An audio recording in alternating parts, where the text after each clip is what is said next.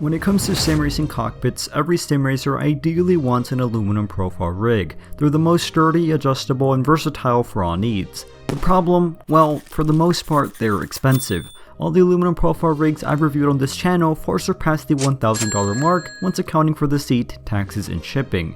But not this one. This is the 6S-80 cockpit by 6Sigma Sim Racing, a Canadian company looking to make high quality, sturdy, and affordable sim racing cockpits. But are they any good? Let's find out.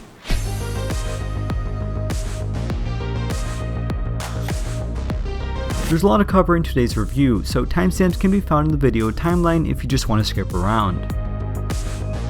Before we get started, I must state that the guys over at 6Sigma Sim Racing were kind enough to provide me with all this gear for review purposes. That being said, I'm not restricted with regards to what I can and cannot say, so as always, I'll try my best not to hold back. So with that being said, let's go over some of the features and specs of this rig.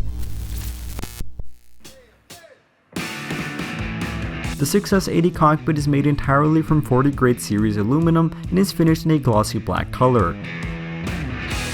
Created for serious sim racers, it's also made to withstand the forces of high-end direct drive wheels and load cell pedals. According to their website, it will withstand a max 50Nm wheelbase. Its various mounting holes will also not give you any problems when it comes to hard mounting. From my experience, I had no problem attaching all of my gear onto it, so I can definitely attest to that. 6Sigma Sim Racing currently offers two seats, one being the black recline seat I have for this review, and the other being a more sporty GTR bucket seat. These attach onto a seat slider which has a good travel and works as expected, though isn't as smooth as others out there.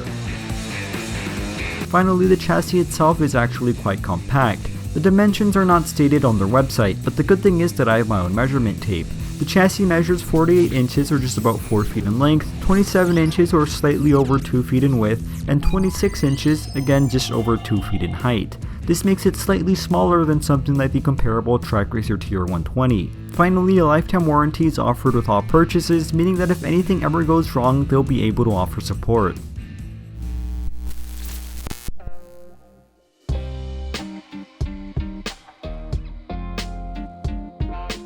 When it comes to optional accessories, 6Sigma Sim Racing offers a competitive handful. On my cockpit, I have attached their optional caster wheels as well as their keyboard tray. The keyboard tray works as expected and does a good job firmly holding my keyboard in place. Not only does it put it at close reach, but you can easily move it in and out of place. The only thing I don't like is that the swivel is not finished in the same black color, which makes it stand out quite a bit.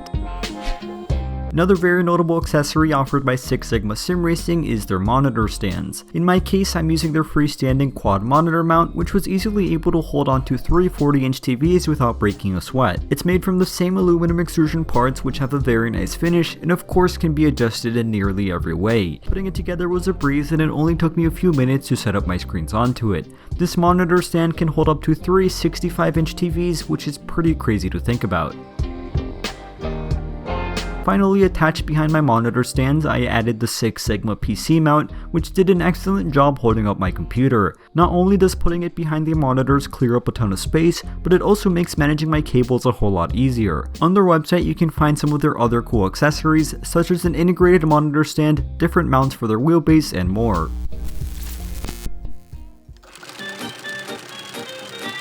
A big priority of the 6Sigma Sim Racing team is to keep costs as low as possible. So how much does this all cost? Well, the chassis itself retails for $560 without the shifter arm and seat. For comparison, the Next Level Racing GT Elite chassis retails for $700 and the Trak Racer TR120 for $720. The only reason I'm comparing it to those is because I have them both and will continue to make some comparisons from my personal experience. If you want a shifter arm included, the price rises slightly to $600, which still makes it very competitive. That of course leaves the recline seat, which comes in at $300. This makes it the same price as Trak Racers, but a lot less expensive than other seats in the market. Moreover, 6Sigma Sim Racing offers free worldwide shipping, which is a huge saving to the consumer. That being said, they're providing free shipping if you purchase it via an assigned dealer, of which they are still looking for in Europe and Australia. For a fact though, I know that they are providing free shipping to North America as of the making of this video. The icing on the cake, and something I've never seen before, is the following. Say you find another sim racing cockpit made by a different company which is a similar design and offers similar features at a lower price point. Not only will they price match that, but they'll offer a 5% discount on top of that, meaning that you could potentially get yourself an aluminum profile rig for far less than even the $560 retail price listed. Of course, all of the prices for their accessories, monitor stands, etc. can be found on their website.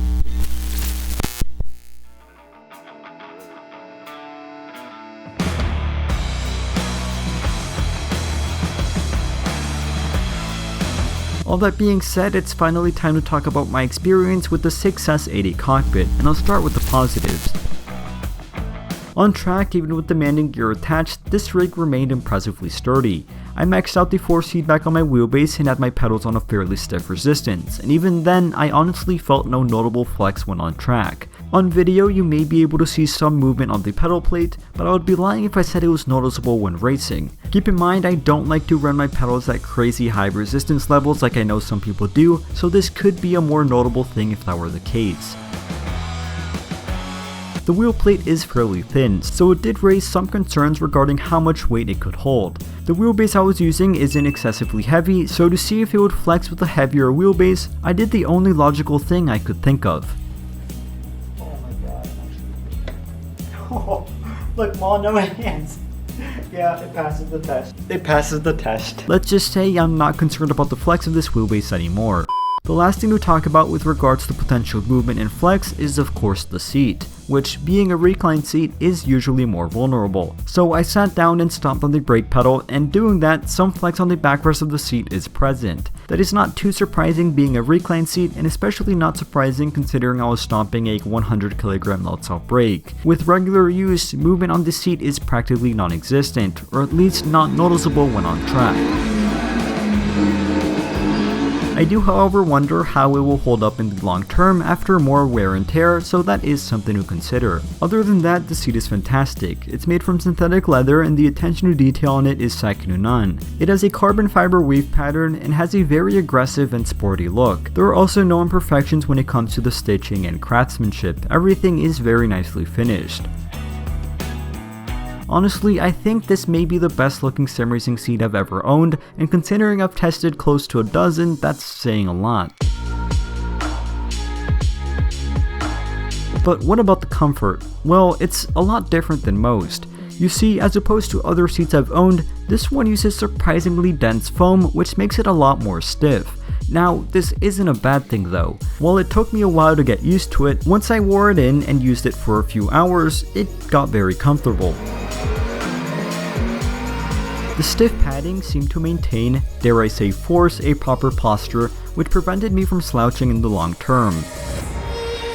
The synthetic leather material also remained cool in long race stints as opposed to other seats made from fabric or suede, which maintain a lot more heat. So with regards to its comfort, I'm definitely impressed and I've had no issues with it. Of course, being a reclined seat, it also provides a lot of adjustability. Whether you want to stargaze in your sim racing setup or make it as compact as possible when not in use, you'll be able to do so in a matter of seconds.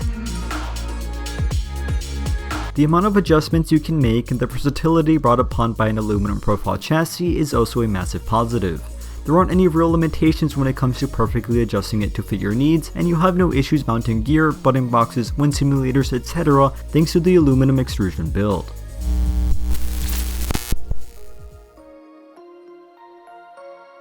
A lot of what I've said thus far has been generally positive, but not all is perfect when it comes to the 6Sigma 6S-80 cockpit. You see, there are sacrifices that need to be made to keep costs as low as possible, so a lot of the downsides I've found really come down to the small attention to details rather than the actual performance or functionality of the rig. For starters, some aluminum extrusion beams came with small but noticeable scratches and other minor imperfections. Nothing major, but certainly noticeable upon close inspection. Moreover, I found the matte finish on the pedal and wheel plate to be extremely prone to scratching. When I mounted my pedals, I got a few scratches onto it simply when making a few adjustments. With regards to the aluminum extrusion beams, the black anodized finish, although it looks nice, is very prone to fingerprints. This may be a bigger deal to some compared to others, but it became a bit of a nightmare when I was trying to make everything look nice on camera. With the 6S-80, you also lose a lot of the smaller attention to details brought by other more expensive offerings. For example, you get regular black end caps instead of branded ones. No butt kicker mount is included nor currently offered, no branding is found on the aluminum parts, and the rig itself just looks a bit generic, especially compared to the Trak Racer TR120 and Next Level Racing GT Elite, which look distinctly unique from everything else out there. Ultimately, considering the price though, this is to be expected.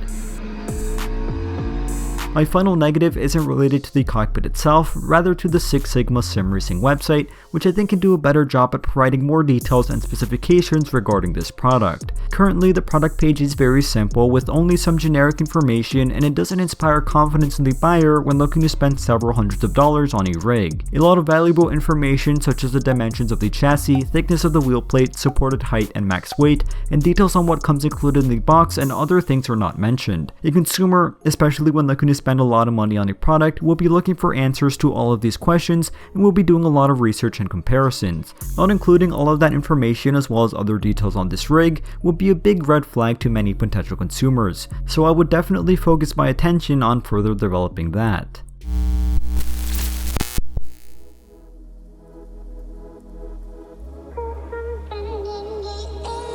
As for my conclusion, I'll try to keep it short and simple. I've found the 6Sigma Sim Racing 6S-80 Cockpit to do the job without breaking the bank. As simply as possible, it'll provide a strong and sturdy chassis with a comfortable and good looking seat at a more attainable price than most competitors out there. The 6S-80 may not be the best looking nor the most savvy in the market, but it will surely allow you to get up in racing with some demanding gear without breaking a sweat, which at the end of the day is at the core of what a sim racing cockpit is intended to do. As always, thank you all for watching, stay safe, and have a fantastic rest of your day.